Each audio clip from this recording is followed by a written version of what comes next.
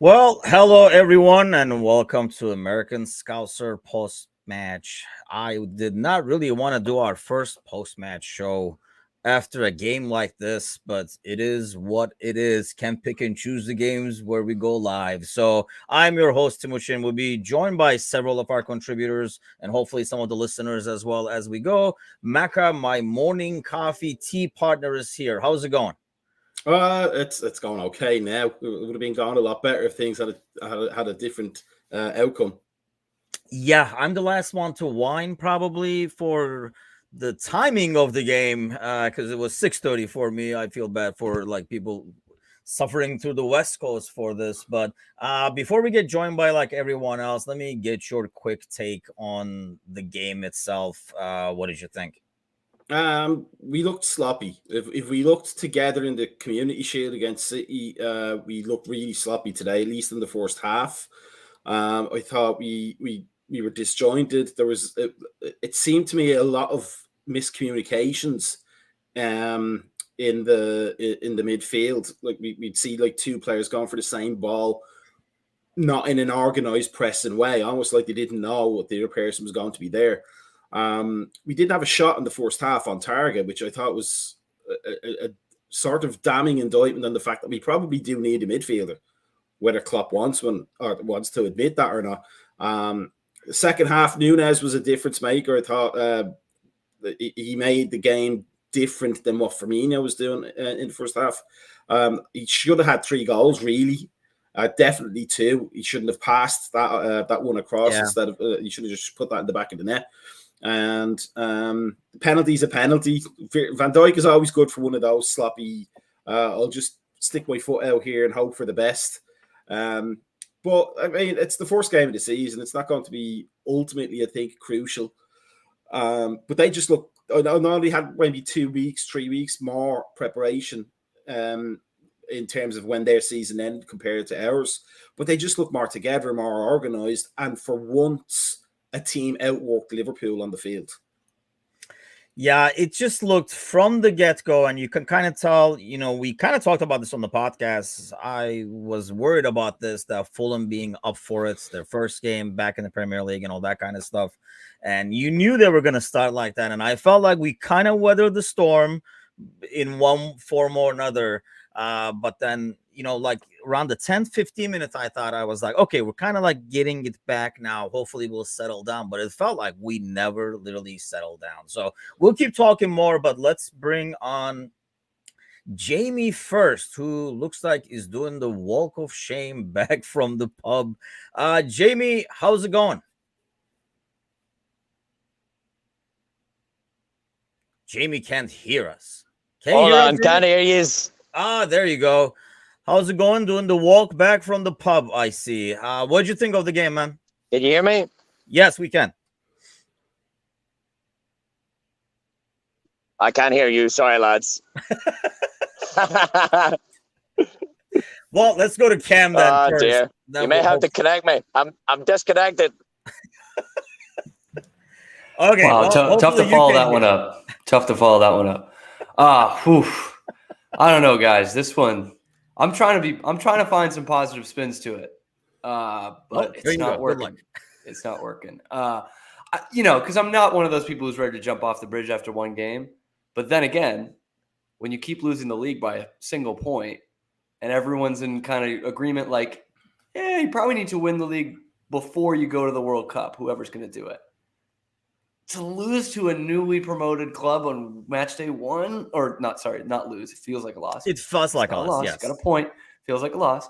But honestly, a loss is what they deserve. I don't know what you guys think. I thought they were so poor today. I thought the starting spine was just not good enough at all today. Van Dijk was okay outside of the penalty. I didn't think Matip was all that good. And then Fabinho was a ghost most of the time. Henderson and Firmino were negative players today. And still they hit the bar twice and draw. So I don't know if that's a positive you take too, but curious what you guys thought of It the was spine like a today. weird game. It felt like it could have gone either way because we hit the post twice as well. Yeah. And And yeah, like we were talking about on Discord, if that Hando shot at the end goes in, I don't know. It would have been probably unfair on Fulham, right, Mecca? I mean, we would have Yeah. taken it for sure. But it felt like it was going to be one of those games, especially when we tied it up, that it was going to be the quality is going to win at the end. You know, the quality feet are going to get the ball across and we're going to win it. But it probably would have been unfair on Fulham if we pulled that one off. I think a draw is like a fair result, but we're lucky to get the draw, not them. You know, like that they did everything they could, they needed to do to win. The thing that worries me though is that, and I noticed this last season and the season before, if I have a tall player in my team and I'm playing against Liverpool, I'm getting the ball out to the Liverpool left wing and I'm going to fire over Trent Alexander-Arnold's head to the tall player because he loses that battle 101% of the time. And it's a worrying thing for me that he hasn't improved that side of his game in the amount of time he's been playing. Fantastic on forward. I'd say he's probably good at cutting out crosses from his side, but anything, he just gets sucked into the ball like a 12-year-old schoolboy playing soccer. He just keeps looking at the ball and he always loses that battle at the back post. And it's really worrying if other teams pick up on that. Do you think that's a confidence thing at this point too? I mean, you say it and I agree. It happens to him all the time. That first goal, he doesn't even contest it really. He's just kind of watching it go to Mitrovic. It could be a height thing. Well, that too. Yeah, for sure. Yeah, but Thiago wins so many aerial battles. He's got as a short dude who played like center back, you know, if you jump there, you don't have to out jump the other guy. Like, you know what I mean? You don't have to get that ball header from the other guy sometimes. No, you just gotta jump and make it uncomfortable for the other guy to put the ball where he wants. Sometimes that's all you have to do. You don't have to necessarily win the header. You just gotta kind of like bother the other guy enough to like kind of like shake him off, even if he just jumps there. And I know, like, you know, Mitrovic was kind of like leaning on him, but I think if, you know, he jumps first, he's not going to be able to kind of lean on him to get that height anyway. Let's see if he fixed the sound with Jamie. Jamie, can you hear us now? Like I can hear you. Can you hear me? Yes, we can. Yes, we can. So what do you make of the game? I mean, let's get a quick take from you as you head your way back. Listen, I'm usually the glass half full guy, aren't I? But I don't know. There's a few positives to take from the game, that's for sure. I know you guys were just talking about Trent and his lack of height, but he didn't jump, did he? Positive notes are definitely there to be taken, but there was definitely a lot to be asked there. I'm sure we can get onto the positives later, but whilst it's still raw, let's complain while we can. First game of the season, why not, right? That's what we waited all summer for. Yeah, Irish way. Just a lack of want, a lack of need, a lack of necessity, a lack of drive. Midfield was non-existent, and that's evident by getting subbed out. Bobby non-existent, and that's again evident by getting subbed out. Mo only showed up when the goal was right there in front of him. But yeah, like I said, there are positives to be taken here. So before we get to the positives, let's pound on the negatives. No, I mean, there are some, I mean, really, it took a lot to dig out the positives out of this one. I guess, you know, at least stealing the points, because it looks like a steal despite hitting the post at the end, could be a, you know, silver lining and a positive. But like, Cam, let me come to you with this. I mean, midfield, I know everybody is going to be talking about that. And I can't, for example, myself figure out, is it the back line today was horrific. I mean, including Van Dijk, Robo, Trent, probably one of his worst games. Matip did a couple of his adventures, but I think they kind of blocked his way. They knew he was going to go on those adventures, so they were blocking his way to push up. Is it the midfield making the back line look poor today, or the back line looking the midfield poor, or everybody is just poor making each other look like shit? Yeah, I was going to say, neither one of the units flatter themselves, do they? Or the other. But honestly, the defense I don't think was good today, but was good enough to beat Fulham. I mean, the penalty, whether you think it's a penalty or not, is kind of a whack play to have Mitrovic right there in a one-on-one and kind of just on a long ball. Anyway, I thought they were probably good enough to beat Fulham today, but not good enough to beat many of the top teams. And the midfield, it looked like they had never played with each other, which I think was one of the biggest negatives to me, is that Liverpool in the Community Shield rolled out basically your best 11. You know, you didn't have Nunes starting, but you knew that's the 11 you're going to be rolling with the next week, basically, without Allison.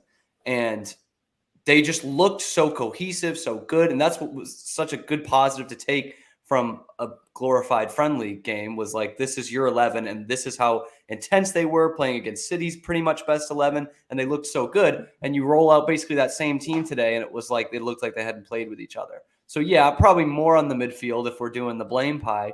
But I said it before, I'm not one of those guys who likes to dump on Henderson all the time. I just thought he was shocking today. And I know Klopp loves him, and he's whatever we say, Henderson's going to be in that team more often than not. More often than not, it's a positive for us. But he was just way off it today. I was stunned to see him play the whole match. But neither of the other two that started were that much better, to be honest with you. I think one thing I find interesting, like as I listen to you guys, and we're talking on the Discord channel, and God forbid I just took a look at Facebook before coming on here in terms of like what people are saying in the crazy US fan group and stuff. But I mean, one thing that's shocking to me is everyone kind of picking. It kind of shows that everybody was poor because everyone has a different name they're kind of like pointing on. Like you mentioned Henderson, which not his best game.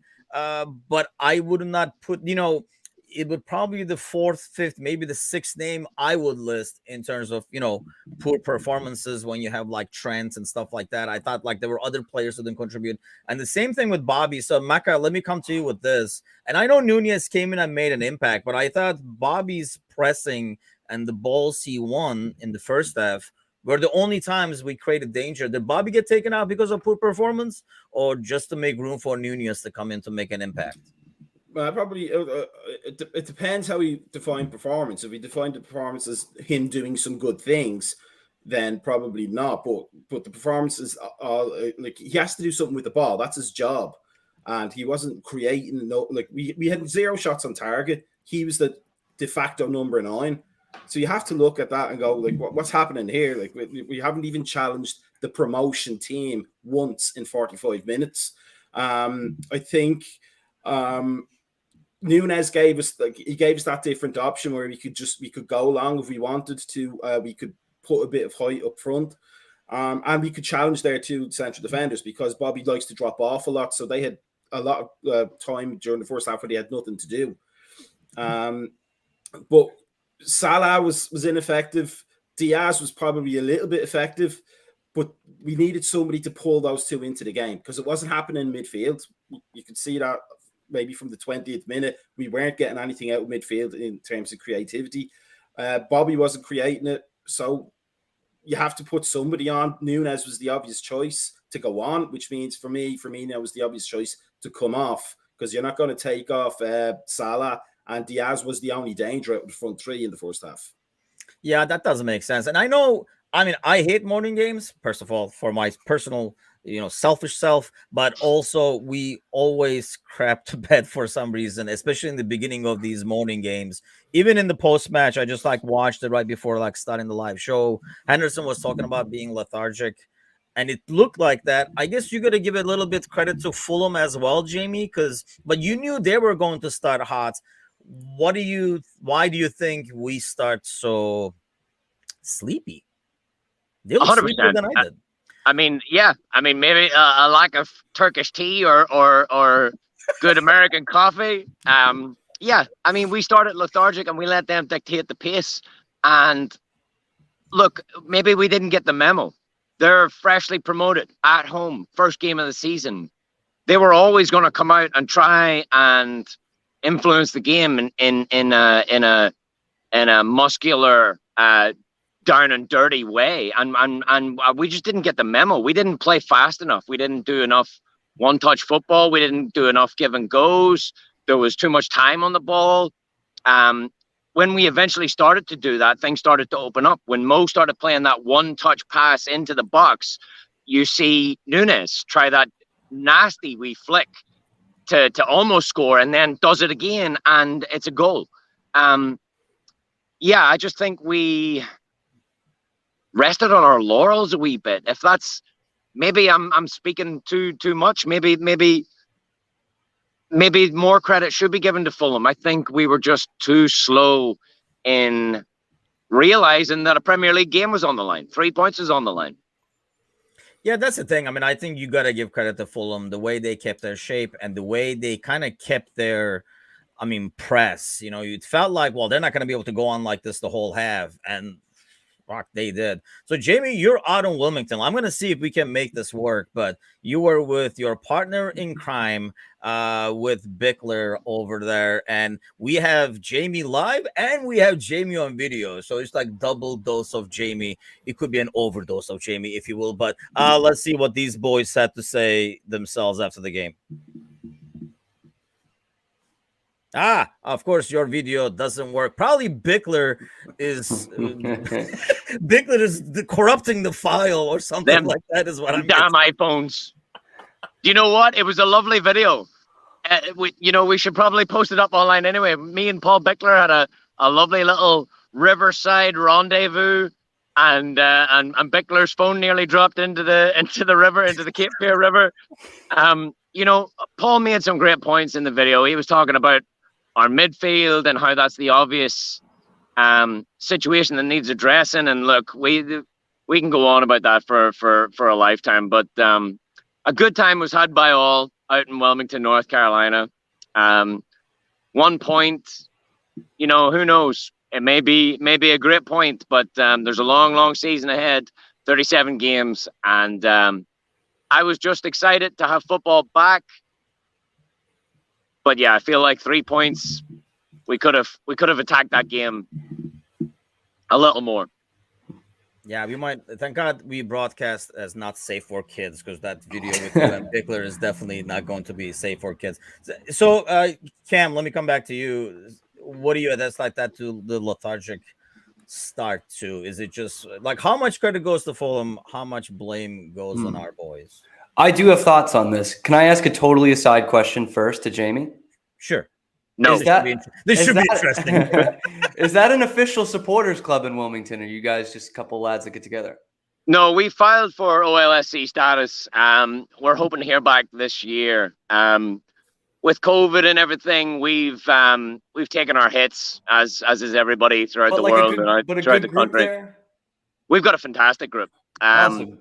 I came Jamie here. And Bickler are there. Do you need to ask if it's any good? I'm kind of hoping that the group is just Jamie and Bickler. No. I came here about 8 years ago, and there was and Maka, you'll love this. There was already a lad from Dublin here.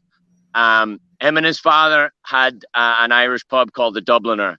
And before I even got over here, I was Googling and researching, and lo and behold, there was a small Liverpool supporters group here. And then when we got here and through no fault of our own, our hard work and Liverpool's progression, we've packed out bars. We've got over 120 plus members. So for a really small town that, believe it or not, once was called New Liverpool, when the first settlers came over to Wilmington, North Carolina, love this, in the 1700s, Wilmington was once called New Liverpool.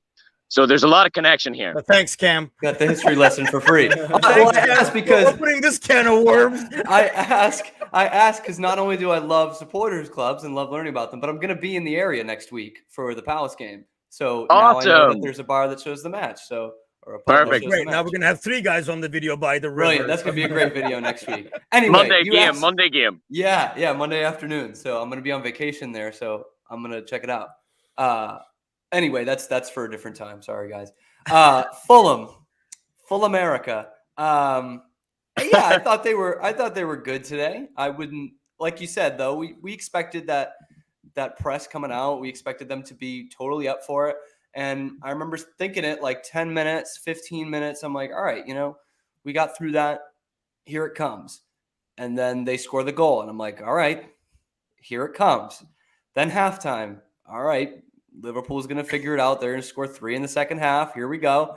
And I was surprised and almost like it felt like we were flustered when they sub off Firmino at like 50 minutes. And I'm like, you couldn't have just done that at halftime? Like, did we expect something right there in the first 5 minutes and Klopp just hated what he saw and was like, we need to get him on now? Or was there not just not enough of an adjustment at halftime? I was just intrigued to see that. But again, like you guys say, we score the goal and I'm like, all right, Liverpool will go out and win this. And then the penalty. It just kept – Fulham played well enough to beat a lot of teams in this league, but the way the match kept going, you thought Liverpool was going to pull it out up until the penalty, and you're like, all right, let's get a draw here. And even then, I mean, the score with 10 minutes left, 15 minutes left, so could have gone for the win. But yes, Fulham does deserve some credit, but Liverpool should be beating a team that just came up from the championship, even on their best day, to be honest with you. And I think that performance beats 15 out of 20 teams in the league. Maybe they played well. They played with a lot of fervor, and you said it. They kept their shape and kept Liverpool from getting a shot on goal for most of the match. So, yeah, that's good enough to beat most teams, but shouldn't be good enough to beat Liverpool on day one. Yeah, Dad says fair play to Fulham. They play with no fear, and we weren't at the races for a long period. And we were not, and that's the thing. And going back to that substitution, Mecca, I was kind of like shocked to see that too, but I didn't know if we had to make a substitution because of an injury. And while you get 5, it's only in 3 different, incidents or occurrences, whatever we're going to call it. Is that why Nunez was going to come in 55, 60 anyway? So was that one of those, well, let's just go in now so that we'd only use it once? Or he just did not like what he saw the first 5 minutes and was going to make that change early anyway?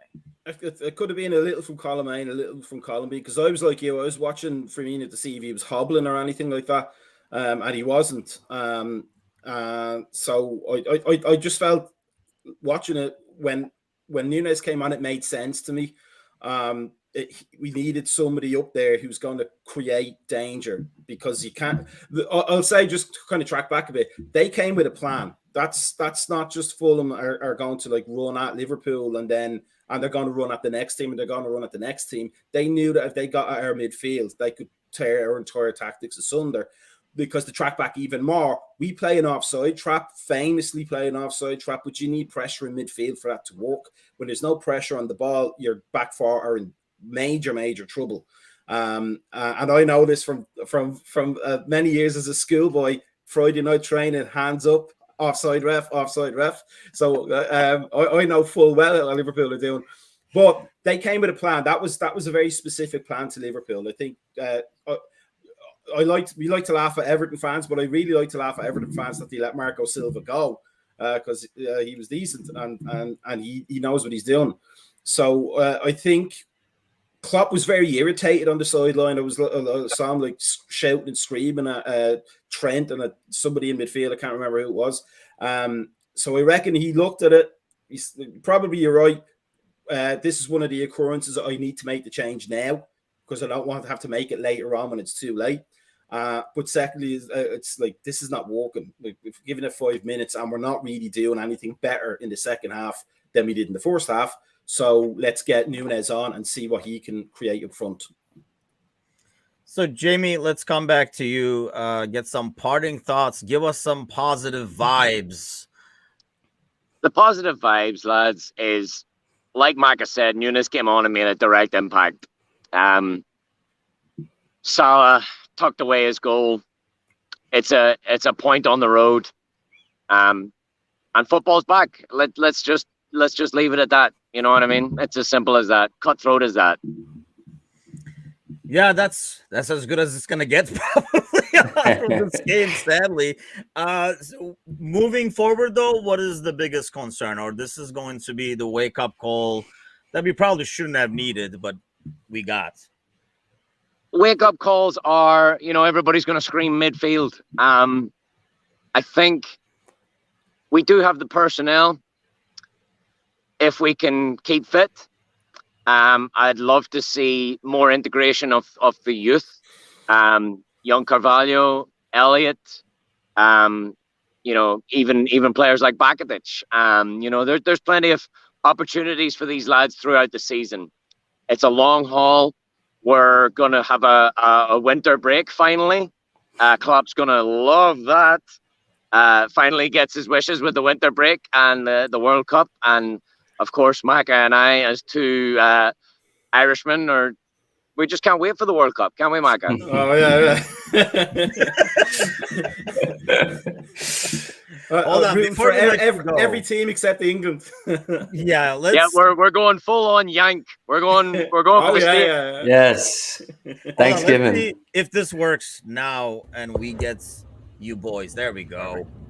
All right, what do you want to talk about? Initial reactions. Shit. Yeah. Let's not jump straight in, but God. That was Point a on the rough one. opening day. That was a rough one. I think the shocking stat was a halftime stat of like 72% Liverpool. Didn't feel like that. I swear to God, we were in our own half for the first 10 minutes of the match. It felt like so. Yeah. I don't know how if we had that much possession, at least 45% of it was in our own half. So it was wild. But I mean, I think most of us predicted like a heavy win here. I hate to say it, I think Tamichun was right. Like opening day early match, there's a lot to be concerned about there. But that's the Premier League, right? Like a newly promoted side at home with all that energy comes out, and fair play to them. Liverpool played like absolute shit. Never mind the plans were in Wilmington, folks. But yeah, that's the Premier League. Disappointing for sure. All right, so silver lining, Jamie. Be the silver lining guy. What would you say? Silver lining, we got a point. Silver lining, Nunes scored. Silver lining, away to Fulham, newly promoted side.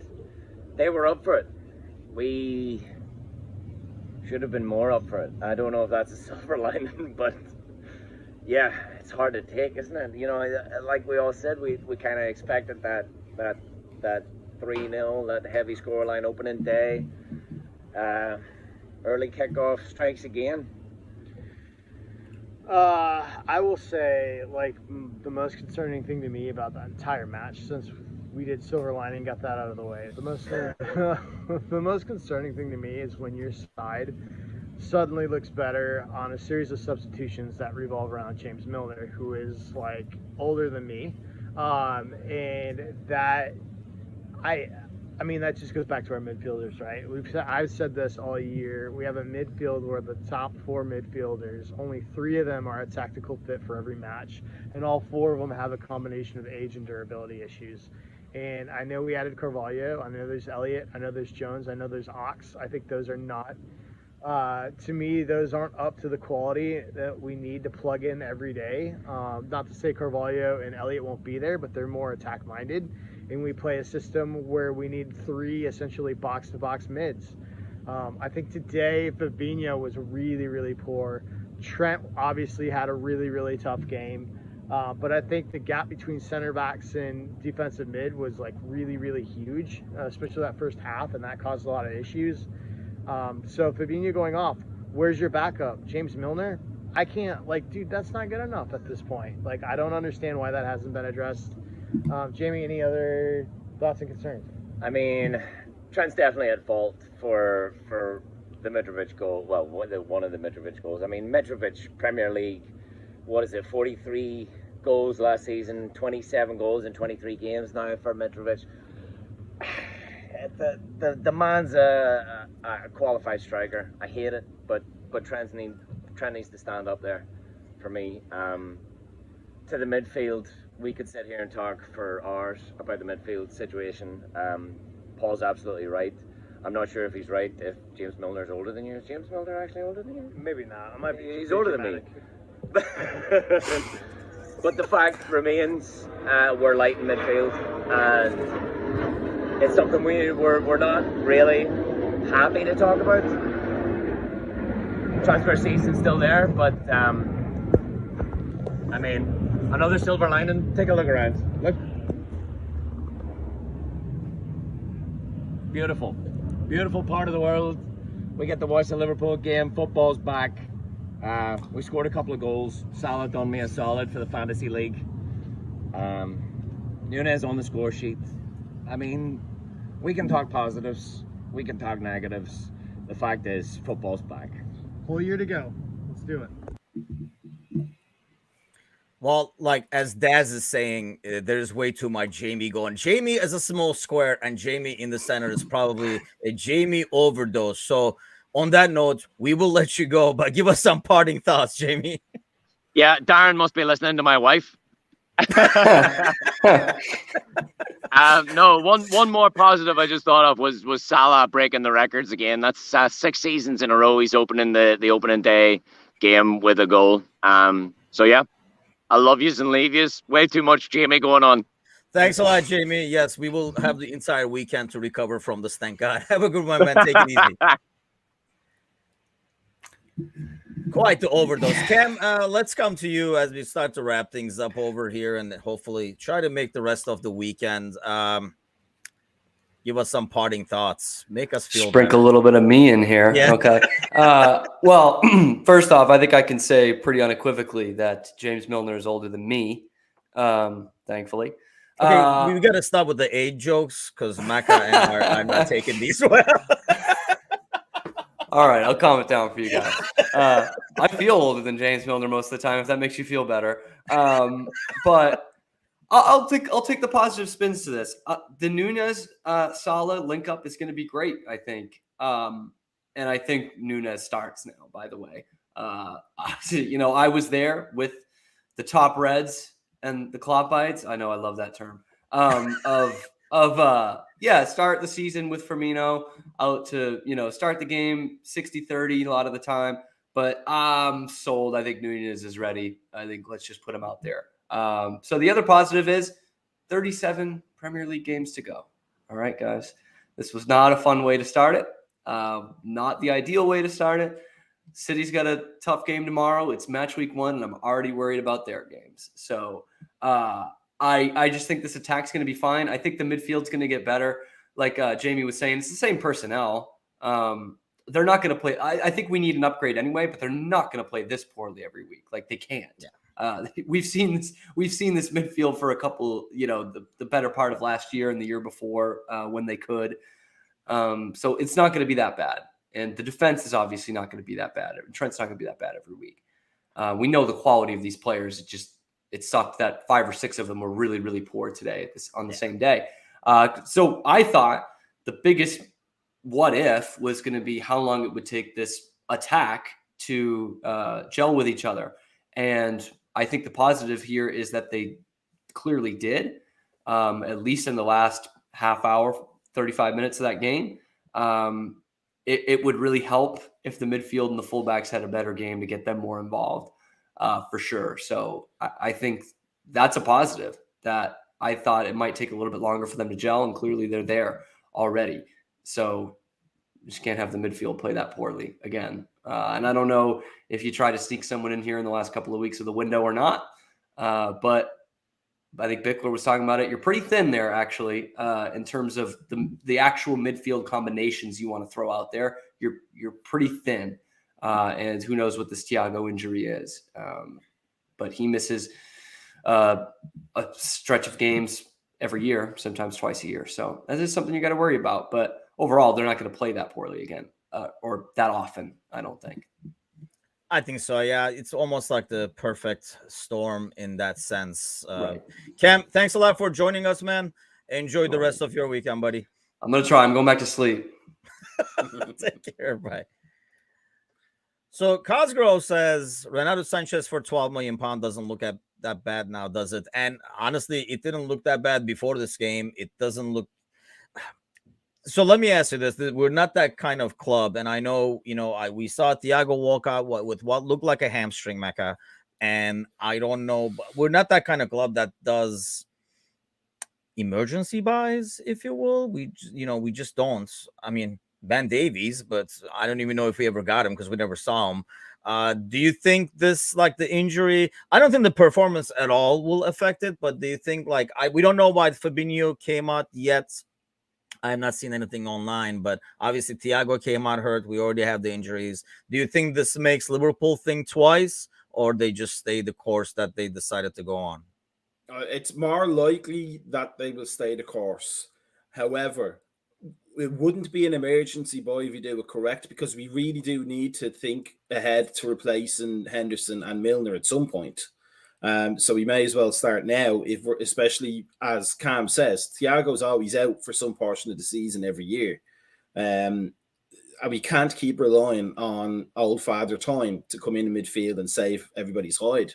So if they're not thinking about a last minute transfer before, they should do it now. Because if we don't get that midfield right, I have a feeling we're become very predictable to play against in the midfield, because you know what you're going to get. And if you press the three players that we have usually in there, you can get some sort of purchase in the game. So I would hope that they're thinking ahead at least. Whether I don't think that we're going to be quick off the mark just because of what happened today, but it should definitely be in the plans for the long term to be looking at that midfield and go, it needs something a bit different now, not 2 seasons from now. And that's the thing. I don't know if we're going to. I mean, Gally says, like the idea of Renato before today's training. I did as well. I mean, while I like the player and what I've seen from him when I watched him play, someone brought up the point on Discord that there's a reason.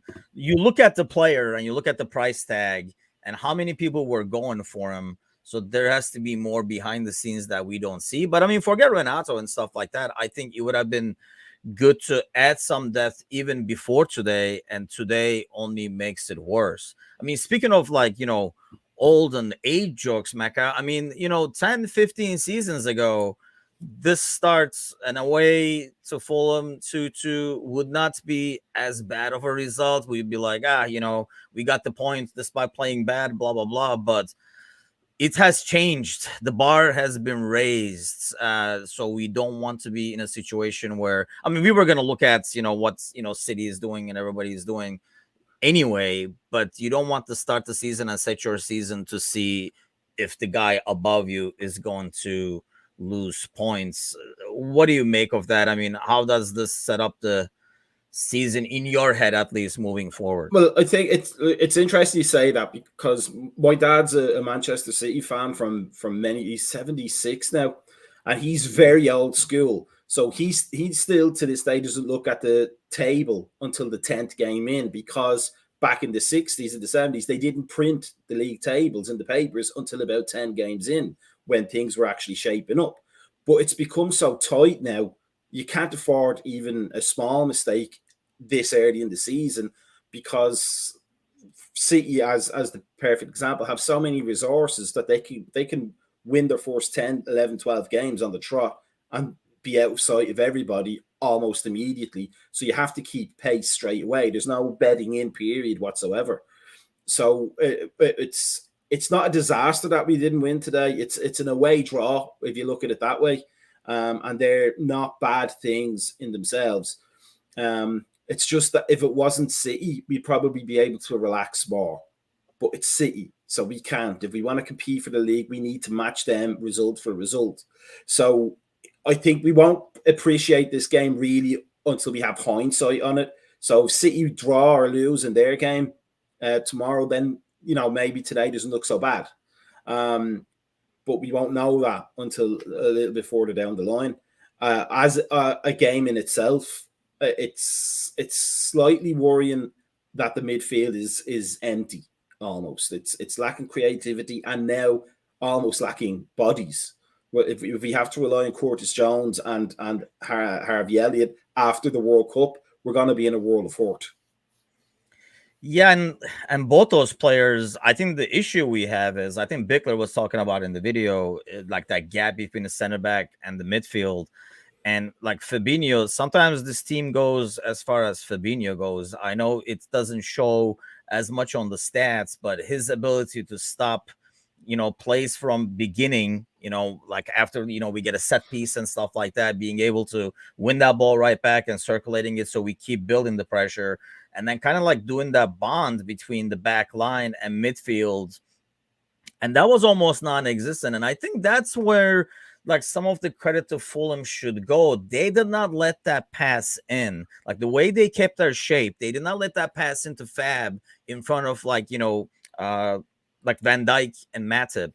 And they did not let Matip do his runs. He had one or two, but then they were closing that gap, and actually he turned it over one time, and it kind of like came back almost to hurt us. So is this kind of like the wake up call we needed? I mean, Kazi says we have lost 2 out of the 4 leagues at one point, and I think that's what I'm concerned about the most after a game like this. Because it's the end of the season, like last year, everybody goes and looks at the Tottenham game and stuff like that, and everybody just looks at that last 5, 6, 7 week window. Whereas it's these points that kind of like you lose in the beginning is what comes and bites you in the ass, especially when you lose the league by 1 point at the end. Well, I being like a coach for so long, I like vacuumed up as much information on top coaches as I could. And way back when I started in 2004, when Mourinho was the big deal, there was a thing Joe Cole, I think, said about how in his team meetings at the very start of the season, he lists out all the teams that Chelsea have to beat. There's no excuses home and away. They have to beat these teams, and failure to do that is going to impact the chances of winning the league, because those are the fodder, so to speak. I think even more so now in 2022, with City being such a resourceful behemoth of a club in terms of how many players of quality they can put on the field, you really have to beat those teams now. You have to pay attention to those small margins, and we're a club that really goes to town on the small margins, throw in coaches, extra training sessions at night time to replicate the time that you're going to play. All these little things that Klopp goes for. We can't take a game like Fulham lightly. We may have done that today. We may have been slightly underprepared, or we may have been slightly overprepared. There may have been a training session yesterday that was part of the pre-season plan, which was maybe a bit too hard. What I think, though, is that, as you said, Fulham were really good at keeping their shape, but I think it was a plan. I don't think that's Fulham's way of playing every game. Yeah. I think they looked at the weaknesses and attacked them. My concern then would be if everybody else sees that, they're going to do the same. And we might end up talking about positives 5 games in after maybe getting 1 win and a few draws and maybe a loss. And at that point, we're probably out of the title contention unless something really bad happens to City. Man, I was going to ask for a silver lining, but that was just like, holy gloom theory, Batman. No, I mean, like I say, I'm not jumping on that yet. I really feel like, kind of like what Cam was saying, it was kind of like a perfect storm of having so many poor performances at the same time. If anything, and anybody who listens to the podcast knows I'm rarely the optimist, but I would not want to be Crystal Palace right now, because I feel like this team will come back next weekend like itself, the team we're used to. The only question mark is who will be able to come back and start in that midfield and how many healthy legs we would have. I think in terms of attitude and, performance, this team will be back right in week 2. So don't be giving those gloom theories over here, man. You're supposed to, I'm just going to say to be the optimistic one, because it's not going to work like this. I'm just going to say, though, just to follow on from our morning coffee conversations, if me and you just bear with it for a few weeks, we could get selected for the Liverpool midfield. We might be the only 2 available. And yeah, that will be definitely doom, and talking about a doom and gloom scenario. That will be it. Well, Mecca, we'll call it a show for this time. Definitely not the one that we wanted to do, but I'm telling you right now, next week's is going to be a happy one. You'll be full of silver linings already. Thanks for everybody joining in, and see you guys next week.